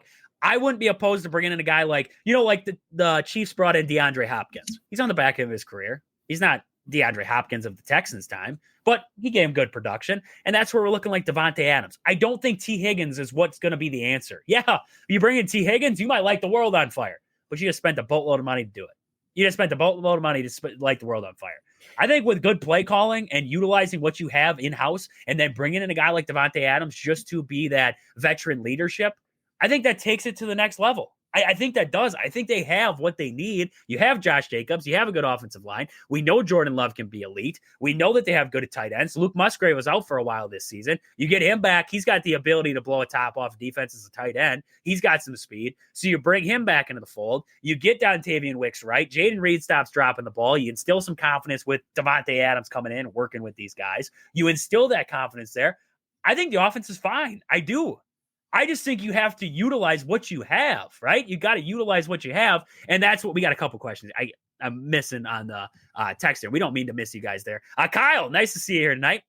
He says, I agree. Diversify the offense more with including Kraft and the tight ends more. I agree 100%. If you can utilize what you have in house already to what it should be, I think they're fine. I think they got away from what made them good. Right? Look at what we talked about last season there. How many times did you watch Packers recap and you're watching some of the touchdown throws they had? And for some ungodknown reason, Tucker Kraft was running down the field wide open with nobody around him. But that's just because that play call just schemed him open fantastic. Matt LaFleur coached 2 good games this year. 2 of his greatest games were with Malik Willis playing quarterback. And that's simply because he had to coach the game. He had to change it. He had to scheme for Malik Willis. That's it. Outside of that, I don't like his play calling. I don't. And he needs to be better. He needs to be better. Otherwise, you got to bring somebody else in. I know we had Todd in here the other night, and he said bring in an OC that can actually call games. If Matt LaFleur can't get the job done, play calling for you, bring in somebody to do it. That's plain and simple. Bring in somebody to do it. We did have a couple other ones.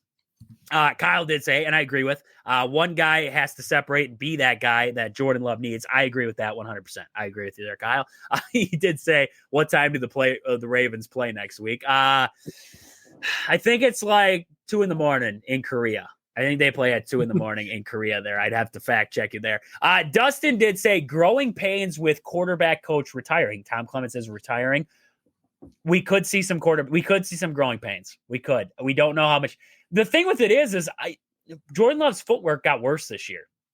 I thought his footwork got worse. I thought he was getting a little loose with it. I thought he was doing some dangerous dropbacks there. And I thought, we talked about it a lot. We said Jordan Love throws to the open guy. He doesn't throw a guy open. He doesn't throw when the slant route's happening. He waits until the guy is wide open before he throws it. He doesn't throw it on the break. And I think that's part of the problem too. I really do. I think that's part of the problem. Like when you watch Joe Burrow throw to Jamar Chase, and I know those two have been doing it for years, so it helps out a lot. But you watch him when he goes to the end zone, he runs a little out route or a little drag. That ball's coming when he makes the break. Like he knows, like boom, boom, ball's there, right? I can't say the last time I saw Jordan Love do that. And I think that's part of the problem is that he's over. I don't know. I think it's real. Honestly, I think it's something between the ears with Jordan Love. And I think if Matt LaFleur and him can just get together in the offseason, they get with the receivers, they get together, they work through these things, I think they're fine. We saw Jordan Love be an elite quarterback. We saw him be that elite quarterback. It's just he never got back to that elite quarterback status. We saw it for that 8-game stretch last season. We just didn't see him get back to that. And like Justin said there, he was playing hurt a lot. I agree. Yeah, he was playing hurt, and that doesn't help, right? And that didn't help when he came back. I thought maybe he came back too early because they couldn't run under center. Matt LaFleur, we talked about that the other day on the show here. Matt LaFleur didn't want to run under center because the analytics told him this, and I told him to take the analytics, turn it sideways, and shove it straight up his candy behind because I'm done with that. I'm done with the old analytics talk there. Sometimes you got to do it. I don't understand it because the analytics might have told you when you run out of the gun that this works a lot better, sure. But you know what under center does, and that's what I don't understand, is when you run under center, you turn your back to the defense. There is so many possibilities that can happen when a quarterback turns their back to a defense, right? You can keep it, you can run, right? You can hand it off Josh Jacobs, you can tuck it, you can flip it, you can run the play action. You could do so many things under center. You get Josh Jacobs running downhill with a full head of steam. You can do all those things. But yet, Matt LaFleur's like, oh, the analytics told me that shotgun works better with the run. Okay. How'd that work for you against the Eagles? Work out well? Probably not. Maybe we got to switch some things up, huh? Against the Vikings for 3 quarters, how did it work? How'd the analytics work for you, right? How'd the first 15 plays on your script work? Because the offense came out stale again. How many times do you have to watch the offense come out stale in a game and the script be wrong, right? The analytics telling you to write that script because it sucks. So I think, end of the day, this whole team needs to take a reflection look there. So I would agree, though. He played a lot injured this year, and that doesn't help. Like we talked about earlier, I mean, that doesn't help at all. Like Gutekunst said, and like we agreed with there, that doesn't help at all. Being injured, having to work through that, and not having to experience injury before, right? I mean, you're a quarterback who hasn't experienced like injuries in season before and trying to work your way back in season and then getting back in a gameplay. That's tough. That's hard. That's hard to do. And then your coach is trying to compensate for you within the offense. Like, it's just asking for problems. It's just asking for problems there. So let's get to one more. We'll get to one more before we wrap it up here. Gutekunst did say they did fire their defensive line coach. There. So Gutekunst sounds like he's like pretty okay with what they have on the defensive line. I think he just fired the defensive line coach because he's like, I think we have talent. It's just not being grown. The talent's not getting better. Lucas Van Ness, I love when Bill Michaels always says he looks like Tarzan, but he plays like Jane. That's what he always says. Like Lucas Van Ness, you look at that dude, he is a behemoth of a man, but he stinks. And Gutekunst fired the defensive line coach. So it could be because he thought these guys aren't progressing. They're not getting better. And where do we have to start with that? We start with our coach. Why is he not getting these guys better? That's where you got to start, right? So I still think he might add there. And plus, you got all that cap space now. I think he might. I am hoping that they go with what Josh Jacobs said when he said he's going to get some of his guys in there and they call the Raiders and they get Max Crosby. I really am. I'm looking at Max Crosby and I'm looking at Myles Garrett and I'm like, just go get him. Go get him. Because Rashawn Gary didn't have his greatest year. But when you have guys on the opposite of them, like Lucas Van Ness or young guys who aren't really there yet, you put a lot more attention onto a guy like Rashawn Gary, and everybody else is getting single. Single cut. Like I watched so many times Rashawn Gary's getting double teamed out there. And we have single cut. We have a single blocker on the other side holding Lucas Van Ness, and Rashawn Gary's trying to bull rush 2 guys. And it's like, okay, I get Rashawn Gary's getting paid to be better, but also when you're getting doubled, I mean, it's hard. It's hard. And I know Jeff Halfley had to do a lot of things just to try and get Rashawn Gary through, right? He ended up at one point, he was playing almost like a spy kind of. He was circling back to the center and he was coming straight up the gut. Like he was having him just circle and try to find an opening on the line and just go through it, right? And that was pre-play. So he was trying a lot of different things that he could do with Rashawn Gary. I just think if you had another pass rusher in there, it's going to open up Rashawn Gary. It'll allow him to create more pressure because it's when you have a star pass rusher, like a TJ Watt or a Nick Bosa or something like that. Like those guys can find ways to get into the backfield.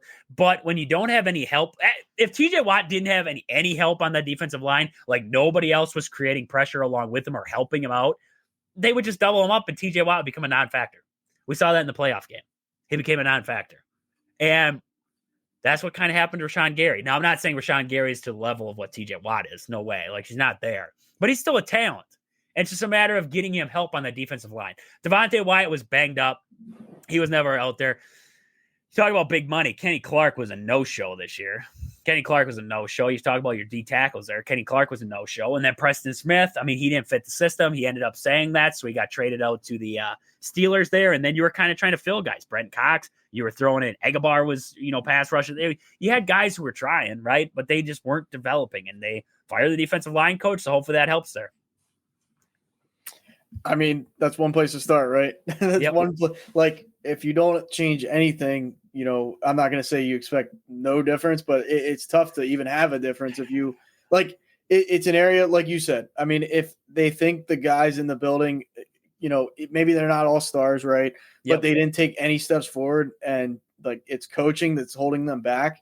That's the right move to make. Like at some point you got to shake things up, right? Like I'm all for that. I'm not saying you got to fire every position coach every year and stuff like that. But at some point you evaluate, hey, is this guy maximizing our players at that position? Like that's something you should go around after every offseason and evaluate that, letter grade the coach, is the receivers coach doing his job? Is the linebackers coach doing his job? All of that.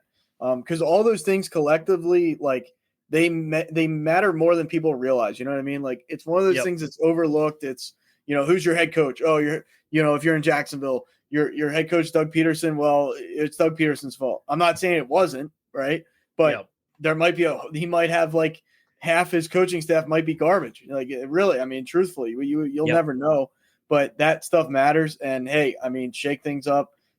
Maybe the next guy that comes in gets more out of them. Like I know the Eagles O-line coach gets like, Stoutland there. He gets, I would say, the most out of any O-line in the game. Any person that comes into that building, he gets kind of the most out of them. Like you're seeing that with, well, he didn't have a good game today, Beckham, but like that guy was, cut by the Jets. Like, it goes back to like that's, quarterbacks from other teams. Oh, they go to this team. Like look what the Vikings were able to do this year with Darnold there. So you never know what a position coach could possibly do. Like, they might take a massive step forward with a different guy. So I'm never opposed to that.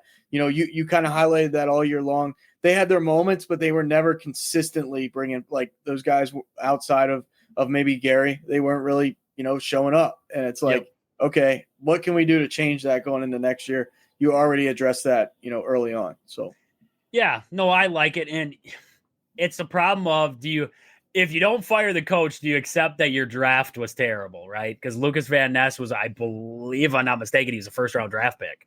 So if you sit there and you say to yourself, oh, yeah, like, our coach is doing fine, Lucas Van Ness is just a bust, then it's like, I sucked at drafting, right? Because you look back at the Packers' first-round picks over the years, not a lot of hits, right? Which leads to a lot of controversy then of who's doing a good job in there. Did you look up Lucas Van Ness? He's a first round pick. Yeah. I believe he's like 15th, wasn't he? Yeah. Let me see there. Was he like 15th in the draft? I can't remember now. 15th, 25th. First round. Of course. God, 13th. 13th. Even worse, right? Even worse. If you're going to accept that's a bust, That sucks, right? So you think that he has the physical attributes. It's like, why isn't he developing the next level? So I agree with the Gutekunst. Get him out of there and see what you can find out there. But, you don't want to see anybody get fired. But if he's not doing his job and you don't think he's doing his job the right way, that's what you got to do there. I went on his press conference here. We got so much more we're going to talk about within Brian Gutekunst's press conference and Matt LaFleur's press conference there. We haven't even tapped into him yet. But he did say it doesn't sound like the Packers are desperate to get after that first round. But Gutekunst, he was open to getting that another pass catcher. So he's open to it. It doesn't sound like he's aggressively pursuing it. So I did see somebody was like rumoring T. Higgins. I don't think they're aggressively pursuing T. Higgins, but like if it fell into their laps, maybe if the price came down, maybe. Devontae Adams, I think listening to Devontae, he sounds like he wants to come back to Green Bay. I don't think Green Bay would be opposed to it. So maybe if they can work out a trade there, I mean, it wouldn't cost you much. I don't think, to get him away from the Jets. So, I mean, we'll see. We'll see what they kind of do there. But Aaron, we're at the end of the show. We're actually 10 minutes over. Son of a gun, we went long tonight here. But Aaron, we got anything else before we wrap it up for the night here? Anything else crazy happening in the world of sports? Not necessarily crazy, I would say. It should be interesting with these playoff games as we come down the wire again. I mean, I hope it's I mean, even sitting here, as an Eagles fan, I don't want it to be Eagles Chiefs again. Like, that would make me kind of sick. Even if if we do get through the Commanders, I don't know. I'm like 50-50. I'm not going to be like one of these crazies that like it's the Commanders, the Commanders are going all the way and win the whole thing. Like, well, let's pump the brakes on that too. You know what I mean? Like, we can kind of be somewhere in the middle, but I don't know. We'll see. I mean, if the Bills don't do it this year too, it's like that's another team where it's like, man, they're due to at least go. I mean, they at least got to go at some point, I want the Commanders and the Bills. I think that'd be a great Super Bowl. Remember that game out there? It was the Rams and the Bills, and it was like 40-something to 40-something was the final. What the heck was that final score? It was something ridiculous. Oh, I can't remember now. There's Chiefs-Bills games, too, like that have gone Those get tough, too. What the heck was that final score of that Bills and Rams game there? Let's see here. Bills, 44-42. Like, I could see a Bills Commanders Super Bowl being like 45-42. Like, I could. Like a Josh Allen, Jaden Daniels shootout. That would be awesome. If it's Chiefs and it's Eagles, I think it's going to be a slow-paced dogfight. Probably. I really do. There ain't no fireworks with the Chiefs offense, and right now there ain't no fireworks with the Eagles offense outside of Saquon Barkley.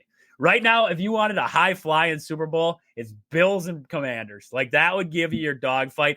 I honestly don't know. I'll be honest with you. Like, all hats off to Patrick Mahomes and the way that he does things and everything like that.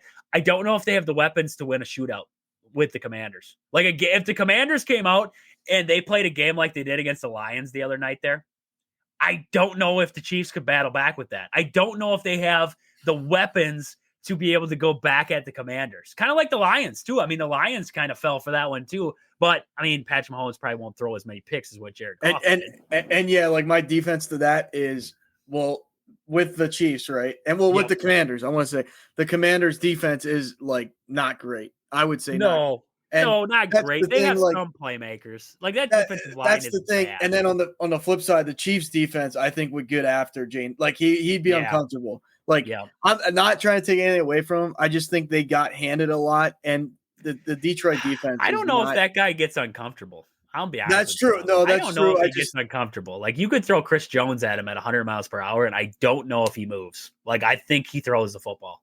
No, I agree. I don't know if he can do it against, Detroit's defense didn't wow me all. Like, with all the injuries, but like, I'm not trying to take it away from him. I'm just saying, like, he was in a good position to have the game. Like, and you even alluded to it, hey, this is the game where Jane Daniels can go, and that's why you picked him, really. So I don't know. I mean, but I will say, I have a lot of Ravens people near me, and it's already. I kind of give. You can smell the smoke. It's burning. Well, I can kind of get behind. Like, hear me out. Like, I want to get your take on it before we get off here. Lamar turned the ball over. I always am going to be like, Lamar doesn't get it done in the playoffs because he doesn't. Like, it just, I don't excuses, like, whatever. It's a team game. But man, I will say in this one, just like I say, Drew Aller screwed Penn State. Mark Andrews screwed. I mean, I wouldn't. I'd say Mark Andrews, you get your own flight back. I mean, you come can't on. throw a better ball than Lamar Jackson did to Mark Andrews. That was and a couple times tonight. But that 2-point conversion was in his breadbasket. That's what I mean. You can't just hang on to the football, dude. You have nothing. There's nothing else you got to do on that day. Like fall down, literally fall down. There was that touchdown throw Stafford had to what's that guy's the Parkinson? I think is his name, the tight end from the Rams. There is that his last name? I think it's Parkinson. Not Higbee. The other one. Yeah, I think it's like Parkinson or something like that. But he had that touchdown late. And I mean, that was a sling. That ball got slung through there, and he held on fingertips down in the end zone there. And it's just like, if you can hang on to that, how does Mark Andrews falling backwards, hands on the football, not hold on to that baby? Like that just Ravens fans, that's a terrible way to lose. Just like the Rams, though, that's a terrible way to lose. Matt Stafford giving you no shot to win it. Mark Andrews dropping the ball on a 2-point conversion. That would have forced overtime. I don't know. You talk about, we talked about with Penn State, close. The Ravens are the definition of close. You know what I mean? And you bring in Derrick Henry. I really thought that was going to be like I was scared of that all year. Like I was like, man, that's a problem. And like they even set that record, like, quarterback and running back tonight, each with over 1,000 in 1 year. First time like ever, I think. Don't quote me on it, but I don't know, man. Like I want to put this game on Lamar. Like I still do kind of put it on Lamar. The turnovers killed him, and like that pick was awful he threw. But man, like he had him in, like this time he marched him. Like every time you think he can't march him down the field and tie it, win it. Like that's always been like, oh, can he do that? He did it, and like for Mark Andrews to drop that, I'm like, dude, I wouldn't want. That play was perfection. That play, like 2-point conversion play was perfection. They ran the pick. Mark Andrews came out wide open. There's nobody in the area code. I get it's slippery, but dude, that's fundamentals, man. I mean, when you play in the snow, you got to know. You just got to know. And the Ravens dropped that game 27-25. So our playoffs are set now. We're going to talk more about that later on this week. But Chiefs, Bills, and then we have Eagles and Commanders. So those are two pretty good storylines in both of them. Division rivals and the Chiefs and Bills. Like Josh Allen, can he get over the hump, right? Can he get over the hump? I hope he does. I hope he wins an Arrowhead. And I want to see Commanders and Bills just because neither one's been there in a while.